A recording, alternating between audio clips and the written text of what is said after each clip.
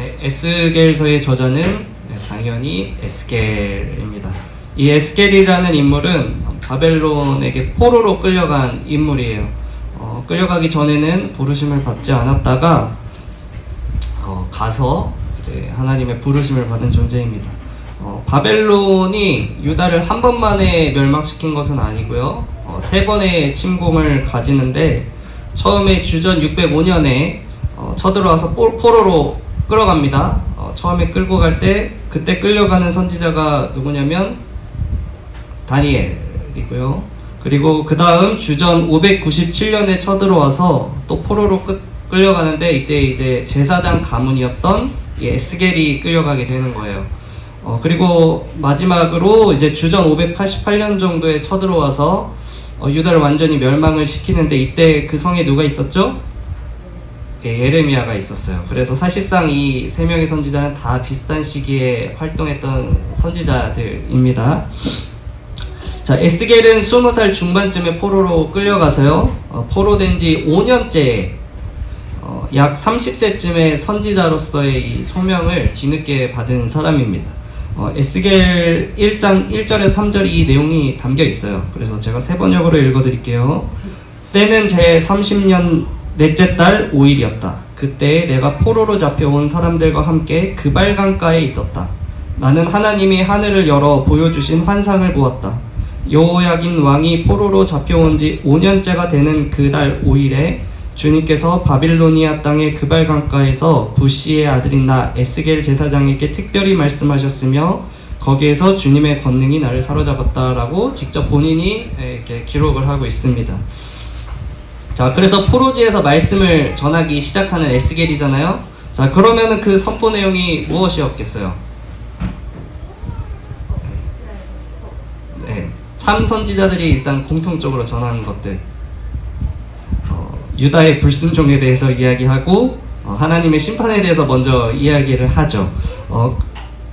그중 그들의 불순종 중에서 가장 핵심이 되는 내용은 이스라엘의 굳은 마음에 대해서 얘기를 해요. 에스겔이 말씀을 전해도 아무도 듣지 않을 것이다. 그래서 이스라엘 백성이 하나님의 말씀을 얼마나 안 듣냐면 에스겔 너가 차라리 저 외국어를 사용하는 민족들에게 가서 말이 통하지 않는 민족들에게 말씀을 전하면 오히려 그 외국인들이 말씀을 들을 것이다 라고 얘기를 합니다. 자, 그래서 이제 11장에 가면 에스겔이 환상을 보는데 이스라엘이 너무 우상숭배가 너무 가증스러워지자 하나님께서 성소를 떠나 예루살렘을 떠나서 그냥 멀리 떠나버리세요. 자, 근데 그냥 떠나지 않고 소망의 메시지를 당연히 주시죠. 흩어진 너희들을 다시 불러 모으겠다고 약속을 하시면서 한 가지 더 약속을 하시는데 돌같이 굳은 마음을 없애고 살처럼 부드러운 마음을 주시겠다라고 얘기를 하십니다. 물론 거기에 한 마음 그리고 새 영을 더해서 넣어 주시죠. 자, 에스겔이 포로로 잡혀있는 동안 불순종과 함께 심판을 선포하고 회개에 대해서 촉구를 했지만 어떻게 되죠? 이제 예루살렘이 망해요. 중간에 멸망을 해버립니다. 그래서 이제부터는 이제 에스겔의 선포의 내용이 확 바뀌면서 희망의 예언자로서의 이제 변신을 이뤄내죠. 백성들을 위로하면서 평화와 축복 그리고 미래의 구원과 영광에 대해서 이제 선포를 하기 시작을 합니다. 그래서 우리가 가장 에스겔 하면 모두가 이제 교회 다니는 사람들은 다 떠올리는 내용이 있어요. 우리가 지금은 엘리야 때처럼의 2절의 시작이 에스겔로 시작하죠. 그때 나오는 가사 혹시 아십니까? 에스겔의 환상처럼 마른 뼈가 살아나며 나오잖아요. 그죠? 그게 에스겔 37장이에요. 그래서 에스겔이 환상 중에 골짜기로 이제 하나님이 인도를 하시죠. 근데 골짜기에 뭐가 있냐면 뼈가 있는데 그냥 다 그냥 삐쩍 골아가지고 이제 뼈만 앙상하게 드러난 뼈 무덤으로 하나님께서 인도를 하셨어요.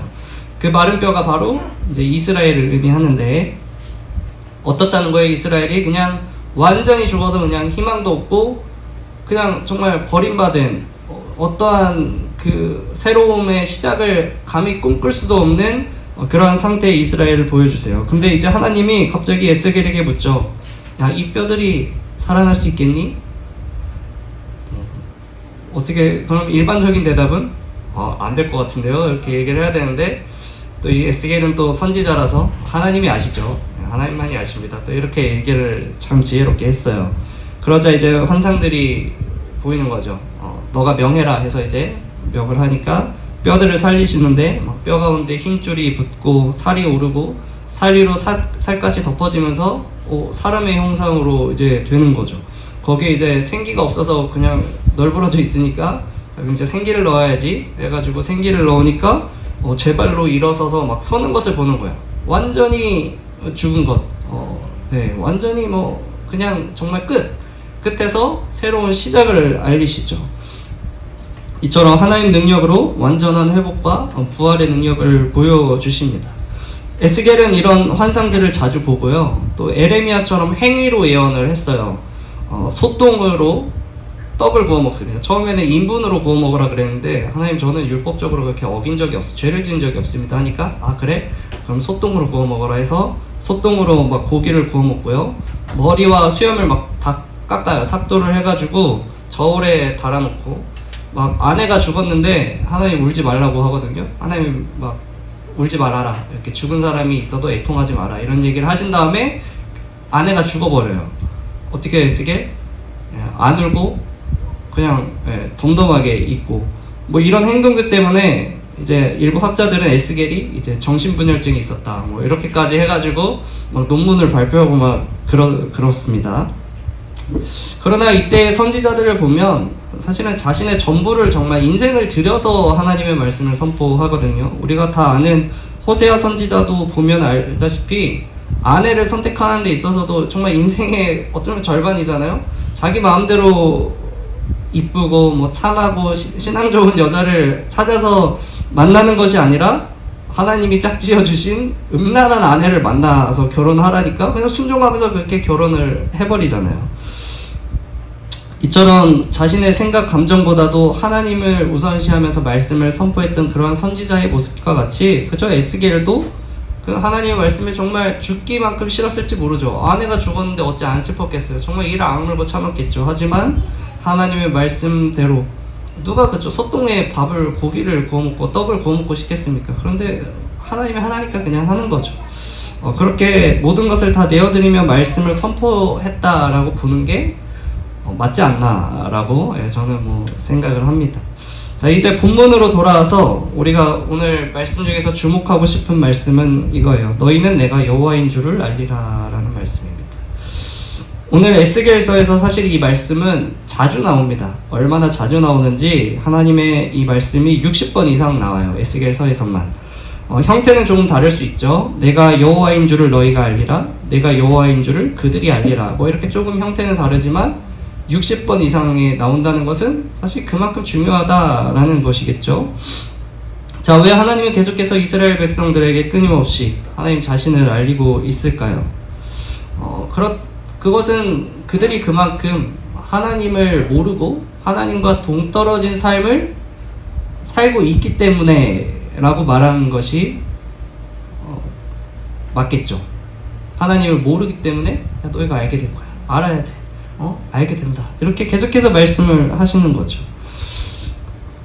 그들의 삶은 어떤 결론을 지어도 하나님과 귀결되지 않은 거예요. 내가 은혜를 입었어도 그 은혜가 하나님으로부터 온지 모르고 저기 바알이 나한테 줬나? 내가 잘 살아서 내가 은혜를 받았나?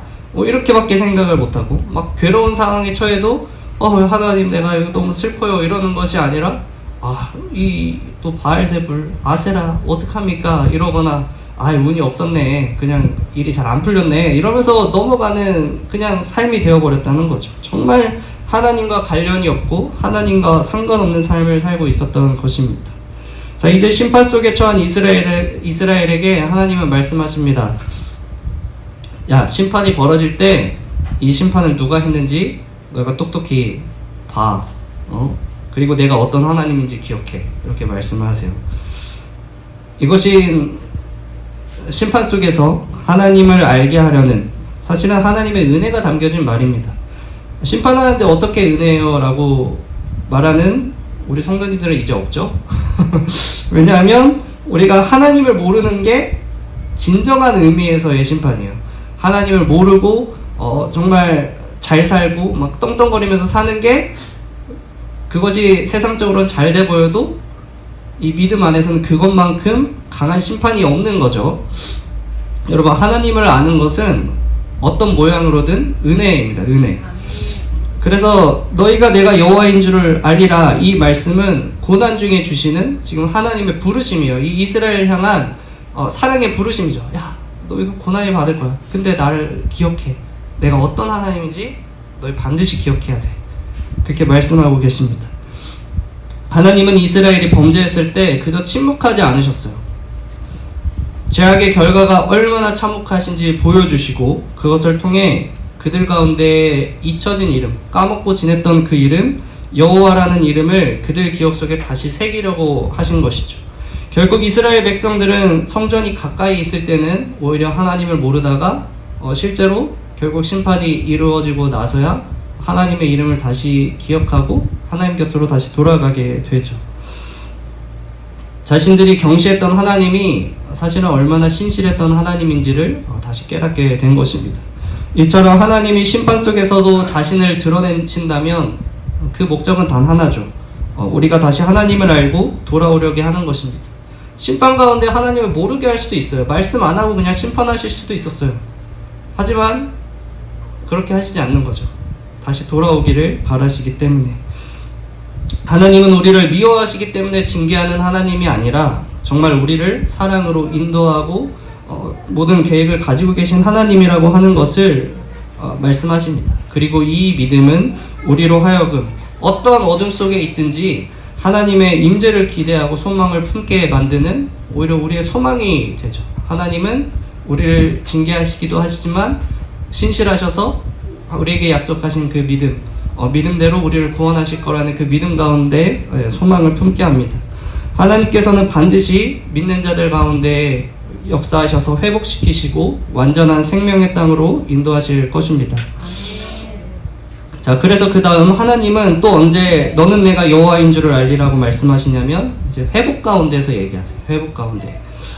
회복이 우리의 공로나 자격에 있지 않고 사실은 전적으로 하나님의 은혜 가운데 있다라는 것을 우리에게 말씀하고 계신 것입니다. 누가복음에서 나병 환자 10명이 고침을 받죠. 그런데 그 중에서 몇 명만 돌아왔죠? 한 명만 단 돌아와서 하나님께 감사를 합니다. 예수님께. 이때 예수님이 뭐라고 말씀하시냐면 이 이방인 외에는 하나님께 영광을 돌리러 돌아온 자가 없느냐 이렇게 하세요. 자, 그들은 전적으로 지금 하나님의 은혜 가운데에서 회복을 받았단 말이에요. 그 은혜죠. 전적인 은혜로 완전한 회복을 받았어요. 자, 그런데 그렇게 회복되었지만 정작 회복되었을 때 그 영광은 누가 누리고 있어요? 그 한 명 빼고 9명은 자신들이 누리고 있는 거죠, 사실은. 만약 우리가 하나님이 그 은혜 가운데서 더욱 물질적으로 풍성하고 넉넉한 삶을 살게 되었다고 생각을 해봅시다. 자, 그러면 그 풍성하고 넉넉한 삶을 누가 누려요? 우리가 누리죠. 네, 우리가 누리죠. 내가 좀 더 노력하고 풍성해졌다라는 생각할 수도 있고요. 내가 힘내서 성취했기 때문에 그 자격에, 그 어떤 재물에 대한 자격이 자신에게 있다고 생각한다는 말이에요. 그러나 우리가 진정한 누림을 위해서는 먼저 하나님께 대한 감사와 영광을 돌리는 것에서부터 시작을 해야 하는 거예요. 이 누가복음에 돌아와서 예수님께 감사한 사람, 그 사람은 하나님께 영광 돌리고 그 다음부터 자신이 누리는 거예요. 그 건강해진 삶, 새로운 시작된 삶을 자신이 누리면서 살아갈 수 있듯이 우리가 먼저 하나님께 영광 올려드리고 감사해야 하는 것이죠. 하나님이 여러분에게 주신 회복, 축복 누리지 말라는 것이 아니죠. 아벨의 제사처럼 자신에게 주신 것에 대한 진정한 감사와 그 주신 목적들에 대해서 그 목적을 온전히 이루는 가운데서 누릴 수 있어야 한다는 것입니다. 우리가 왜 교회에서 헌금하라 그러죠? 왜 봉사하라 그러고 왜 헌신하라고 그럽니까? 여러분들에게 주신 달란트, 여건, 환경, 재물 이런 것들을 자신의 것으로 뭔가 본인의 것으로 여기면서 꽁꽁 싸매면서 사는 것이 아니라 하나님의 은혜 가운데 되었다라는 것을 알고 하나님께 가장 귀한 것을 먼저 드리면서 누리면서 살라고 하는 것이죠. 내가 만약 가수잖아요. 그럼 나는 개인적으로 주일에 지방 행사 가는 것보다 교회에서 무조건 싱어로 헌신하고 싶을 것 같은데요. 네, 하나님께 먼저 드리는 거죠. 평일에 가서 뭐 주신 능력으로 노래 실력 뽐내면서 인기도 얻고 돈도 벌고 하는 건데, 그 전에 뭐예요? 먼저 하나님께서 주신 달란트, 쟤는 하나님께 먼저 들려드립니다. 먼저 가장 귀한 것으로 드립니다 라는 삶으로 그렇게 인생을 살아가야 하는 거죠. 그런데 이 기본적인 게 안 된다고요. 이 세상 막상 살아가다 보면 이 기본적인 게 안 돼요. 가수들 뭐 보면은, 그죠? 교회에서 웬만하면 뭐 인기가 있어서 유명인이라서 그런 것도 있지만 앞에 안 나서려고 하고, 뭐 여러 가지 이유는 있겠죠. 뭐 사람들이 내 목소리만 듣는다, 뭐 하나님 영광 받아야 되는데 내가 섬으로써 뭐 가린다. 이거 그거는 사실 2차적인 문제죠. 나는 하고 싶어야 해야 하는 거죠. 왜냐하면 하나님께 드리는 자리인데 내가 하나님께 어떻게 해서든 드리고 싶다고 얘기를 해야지, 뭐 이유를 붙여서 안 서고 아끼고, 그것보다는 하나님께 드려야 되는 겁니다. 그렇게 이런 기본적인 게 안 돼요, 우리 사람들은. 그러나 그게 되는 사람들이 있다. 우리는 그것을 그 사람에게 하나님을 안다라고 말할 수 있는 거죠. 그리고 하나님은 그 사람을 정말 사랑하십니다.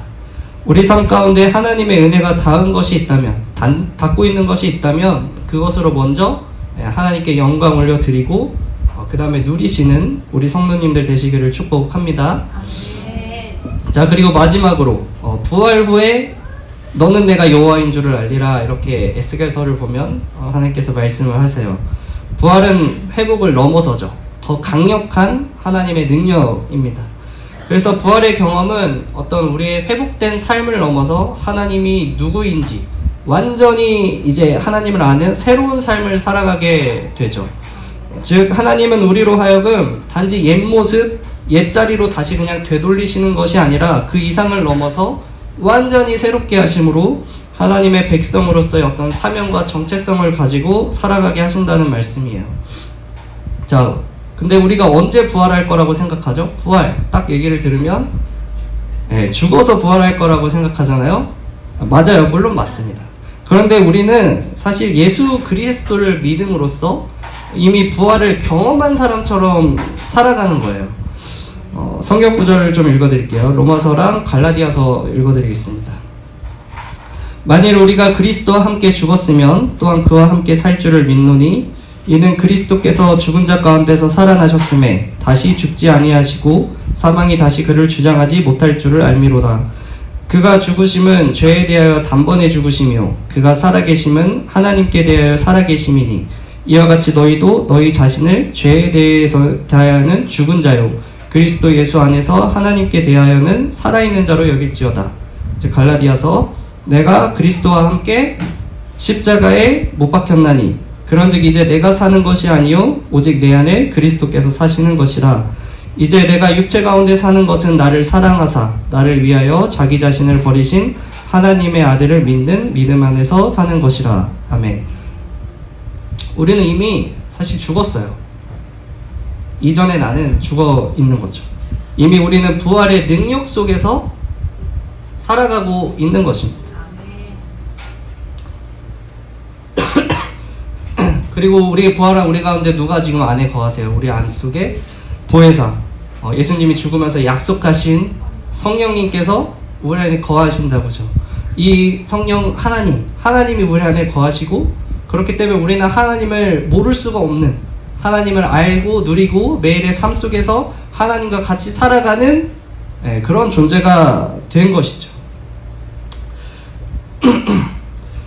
우리의 부활에 대한 믿음이 어떤 과거 예수 그리스도의 사건 혹은 죽음 이후에야 이루어질 그런 미래적 약속으로만 여기지 마시고 여러분들의 오늘을 살아가게 하는 그런 능력이 되시기를 축복합니다. 오늘날도 많은 그리스도인들이 부활을 교리로는 믿지만 삶 속에서 그 능력은 체험하지 못하고 살아가죠. 그런데 바울이 전하는 부활의 복음은 단순한 종교적 사상이 아니라 지식이나 그런 것이 아니었어요. 바울이 부활하신 예수님을 직접 만났죠. 그리고 나서 삶이 180도로 완전히 변화돼서 예전에는 예수님 믿는 사람들 다 잡아 죽이러 다녔지만 이제는 예수님을 전하는 자로 완전히 변화돼서 살아가게 되고, 그리고 매일의 삶 속에서 성령의 이끌리심, 성령의 음성을 들으면서 하나님과 동행하면서 그렇게 살아갔고, 그러므로 말미암아 부활할 자처럼이 아니라 이미 부활한 사람처럼 부활을 경험하고 그렇게 진짜 부활한 사람처럼 그렇게 살아갔단 말이에요. 그렇기 때문에 바울이 전하는 복음은 어떤 지식적인 복음이 아니었고, 자신이 정말 만났고 지금도 역사하시고 함께 살아계시는 하나님에 대해서 계속해서 얘기하면서 살아갈 수가 있었던 것이죠.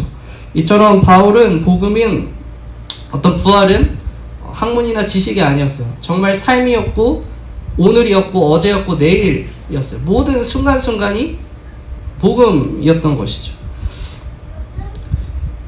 이 바울과 같이 여러분도 이제는 부활할 자처럼 살아가는 것이 아니라 이미 부활한 사람처럼 살아가시기를 바랍니다.